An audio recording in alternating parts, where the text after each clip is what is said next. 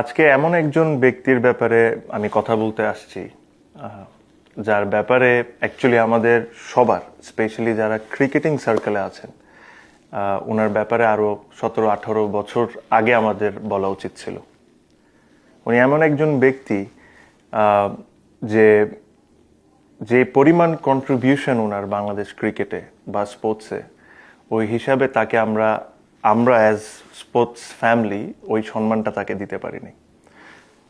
Clearly একটা জিনিস বলি, এই 17-18 বছরে ওনার বিষয়ে কোনো কিছু বলা যাবে না বা বলতে পারবো না, এরকম কোনো ইনস্ট্রাকশন কোনো জায়গার থেকে আমাদের কাছে কারোর কাছেই ছিল না, যেটা আমি বিশ্বাস করি। অ্যাটলিস্ট আমার কাছে তো ছিল না। বাট তারপরও ফর সাম রিজন আমরা এই জিনিসটা ওনাকে যতটুকু সম্মান করা উচিত ছিল লাস্ট 17-18 বছরে, ওই জিনিসটা আমরা করতে পারিনি। হয়তোবা ফ্যামিলি মেম্বারদের সাথে, বন্ধু বান্ধবের সাথে, ক্রিকেটিং সার্কেলের মধ্যে ওনার বিষয় সবসময় উঠে আসতো, আমরা নিজেরা বলতাম। বাট পাবলিকলি যে জিনিসটা উনি ডিজার্ভ করতেন, ওনার পরিবার ডিজার্ভ করতেন, ওনার 2টা মেয়ে ডিজার্ভ করতেন, এই জিনিসটা আমরা কোনো সময় বলতে পারিনি। আমিও পারি নাই, আমার সাথে আরও অনেকেই পারেনি। আবারও বলি, এটাতে কোনো রেস্ট্রিকশনস ছিল না, হয়তোবা আমরা কোনো এক কারণে বলতে পারিনি। আমি বলছি আরাফাত রহমান কোকোর কথা। ওনার কন্ট্রিবিউশন বাংলাদেশ ক্রিকেটে এতই বড় যে আমি আজকে অনেক কিছু আপনাদের সাথে শেয়ার করব, আমার ছোট মেমোরিজ আপনাদের সাথে শেয়ার করব, যেটা আপনারাও শুনে অনেক অবাক হবেন। প্রথমে শুরু করি মিরপুর স্টেডিয়াম নিয়ে। আজকে আমরা যে মিরপুর স্টেডিয়ামে ক্রিকেট খেলি, ইন্টারন্যাশনাল ম্যাচেস খেলি, এত আমাদের মেমোরিজ, এত আমাদের কষ্ট দুঃখ, এই মিরপুর স্টেডিয়াম কিন্তু ওনার সবচেয়ে বড় প্রজেক্ট ছিল। আপনারা অনেকেই জানতেন যে এই মিরপুর স্টেডিয়ামে একটা সময় ফুটবল হইতো। ওই ফুটবল থেকে ক্রিকেটে কনভার্ট করা, প্রত্যেকটা জিনিস ডিজাইন করা, ছোট একটা মডেল তার বাসায় রাখা থেকে নিয়ে প্রত্যেকটা জিনিস তার অবদান ছিল।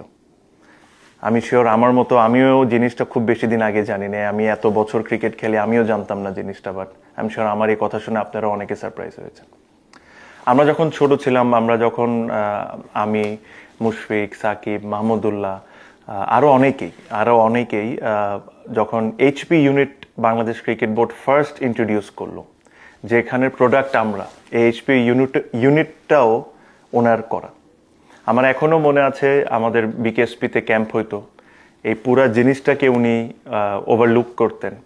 যে সুযোগ সুবিধা আমাদেরকে ওনারা ওই সময় দিতেন বা উনি ওই সময় দিতেন, আই ডাউট এই সুযোগ সুবিধা আমরা এখনও পাই কি পাই না, আজকে অলমোস্ট 20-25 বছর পরও। ওনার কন্ট্রিবিউশন ক্রিকেটে ইজ ইমেন্স। আমি যতই বলি এটা অনেক কম হবে। আমার পার্সোনাল এক্সপিরিয়েন্স শেয়ার করি। আমি 2006-এ যে বছর আমি ন্যাশনাল টিমে ঢুকি, ওই বছর আমার একটা টিমে খেলার কথা ছিল। ওই টিম আমাকে শেষ মুহূর্তে, যেদিন সাইন করতে যাওয়ার কথা, ওই দিন আমাকে গাড়ির থেকে নামায় বললে যে আমরা নিতে পারবো না। তো আমার এখনো মনে আছে যে আমি ইস্টার্ন প্লাজার রাস্তার উপর কান্নাকাটি করছিলাম। তখনও উনি আমাকে হেল্পটা করেছিলেন, যে ওল্ড ডিওএইচএস টিমে, যে টিমের এখন আমি কাউন্সিলর, ওই টিমে আমাকে খেলার সুযোগ করে দিয়েছিলেন। এটা আরাফাত রহমান কোকোই ছিলেন। ওই সিজনটা আমার এতই ভালো যায়, আমি প্রায় 10 ম্যাচে আমার মনে হয় 600-700 রান করি। ওই সিজনটা খেলেই কিন্তু আমি ন্যাশনাল টিমে ঢুকা। ওনার সাথে আমার খুব বেশি দেখা হয়নি, হয়েছে কয়েকবার। বাট যতবারই দেখা হয়েছে, আমি 15 বছর 16 বছর, ওনার চোখে মুখে কথায় ক্রিকেটার বা স্পোর্টসম্যানদের প্রতি যে রেসপেক্টটা আমি দেখেছি, এটা আজীবন আমার মনে থাকবে। ওনার প্রতি প্রত্যেকটা, আপনি যদি কোনো জার্নালিস্টকে জিজ্ঞেস করেন, যে ক্রিকেটাররা ওনার আমলে খেলেছেন তাদের বিষয়ে জিজ্ঞেস করেন, তার বিষয়ে ভালো বলা ছাড়া আর কোনো কিছু থাকবে না। ওনার সবচেয়ে বড় যে গুণটা ছিল, যেটা আমি ফিল করি, উনি একজন প্রেসিডেন্টের ছেলে ছিলেন, একজন প্রাইম মিনিস্টারের ছেলে ছিলেন। বাট আমাদের জন্য, আমরা ক্রিকেটারদের জন্য উনি খালি কোকো ভাই ছিলেন। এটাই ওনার সবচেয়ে বড় গুণ ছিল। উনি কোনো সময় ওই নেম ট্যাগ নিয়ে বিসিবিতে আসেন নাই, বা ক্রিকেটের যে কোনো জায়গায় আসেন নাই যে উনি কোন ফ্যামিলি থেকে বিলং করেন। উনি একজন ইন্ডিভিজুয়াল আসছেন, একজন অর্গানাইজার হিসাবে আসছিলেন। ওনার কন্ট্রিবিউশন বাংলাদেশ ক্রিকেটে ইজ ম্যাসিভ, কোনো কাউট থেকে কম না। আনফর্চুনেটলি আমরা কোনো দিন এই সম্মানটা ওনাকে দিতে পারিনি, বা ওনার যে 2টা মেয়ে, ওনাদেরকে বলতে পারিনি যে ওনার বাবা কতটা ইম্পর্টেন্ট ছিলেন বাংলাদেশ স্পোর্টসের জন্য, ক্রিকেটের জন্য। তো আশা করি আজকে এই মেসেজে কিছুটা হলেও শেয়ার করতে পারছি।